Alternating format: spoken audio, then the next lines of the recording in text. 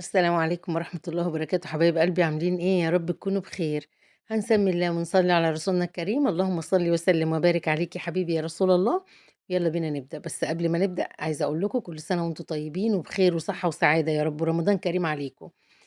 بس يا حبايبي عملنا إيه بقى؟ جبنا الحلة دي حطينا فيها مَيّة، حطينا في المَيّة إيه بقى؟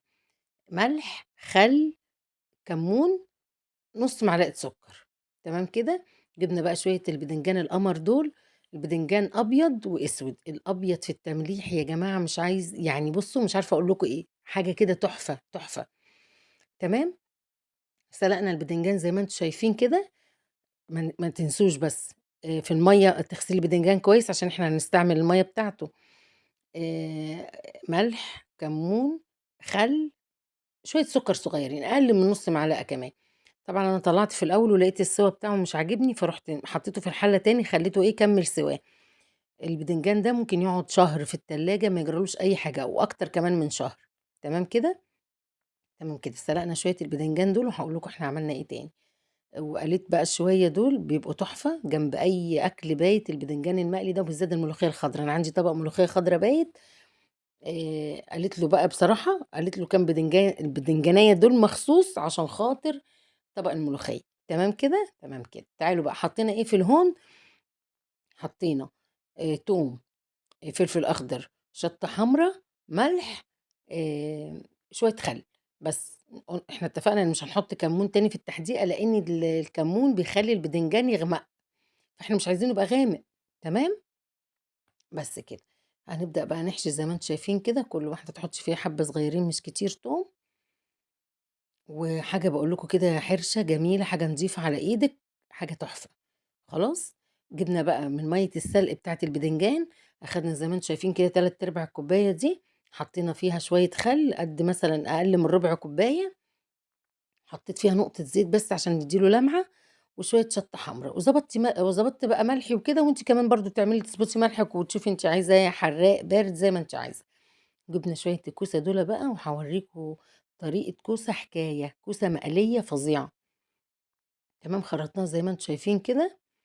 جبنا حاجة لازم حاجة غويطة، وتحطّي زيت مش كتير، هي كده الكوسة مش بتشرب زيت كتير، ترشّي عليها شوية ملح صغيّرين، وتبدئي بقى تقلي الكوسة دي، مش هينفع زيت خفيف خالص، مش هينفع حاجة مثلًا تقلّبي، تحطّي شوية زيت صغيّرين مثلًا وتقلّبي، مش لازم زيت حاجة غويطة وزيت كتير شوية، يغطّي الكوسة زي ما أنتم شايفين كده، عشان تطلع كلّها لون واحد وسِوَى واحد، تمام كده؟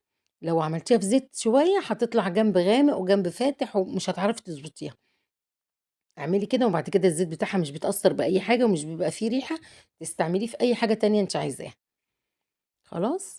نبدأ بقى نقلي زي ما أنتم شايفين يبقى لون كل الكوسة تبقى لون واحد، هتطلع لونها دهبي وتحفة هتعجبكم أوي، وفي خطوة كمان دلوقتي هنشوفها مع بعض،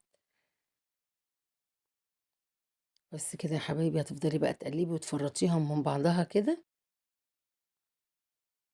طبعًا الكوسة مفيدة ومغذية وتحفة ومعظمنا مش بياكلها مطبوخة، فالطريقة دي هتاكليها أنتِ وولادِك، بتبقى حاجة كده حرشة يعني زي مخلِّل، زي حاجة، المهم هتعجبكم أوي.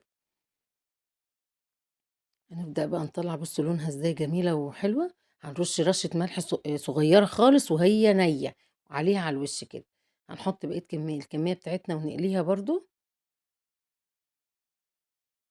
حاجة غويطة، زيت يداريها زي ما أنتم شايفين كده. هنطلّع بقيتها بقى كده زي ما أنتم شايفين، وبعدين بقى نجيب الطاسة دي هنحط فيها كام فص توم متخرّطين كده، أنا كنت ممكن حطيت لها من التحديقة بتاعة الباذنجان، بس التوم لمّا بيبقى كده بيبقى أحلى، تخرّطي كام فص توم، تحطي قرن فلفل أخضر زي ما أنتم شايفين كده، شوفي أنتِ عايزاه بارد أو حامي، ونقطة زيت مش كتير، وهتقلّبي كده بقى زي ما أنتِ شايفة، وتحطي حبة الكزبرة وشوية الملح بتوعِك، وبعدين تقلبي بقى برضه ربع كوباية خل أو أقل من ربع كوباية خل، الكمية اللي أنتم شايفينها كده. هنقلّب الكزبرة والملح كويس، وبعدين هنقلبها على الكوسة زي ما أنتم شايفين كده، وحياة ربنا حاجة تحفة، تحفة، تنفع بقى ت ت تحطيها جنب حاجة في السحور، تحطيها جنب حاجة في الفطار، يعني حاجة حرشة ونضيفة وفي بيتِك، أدي البدنجان المملّح والمقلي، وكان عندي كام طماطماية جامدين كده برضه حطيت لهم من تحديقة البدنجان، ويا رب يكون الفيديو عجبكم وخفيف عليكم، وما تنسوش في اللايك والاشتراك، والسلام عليكم.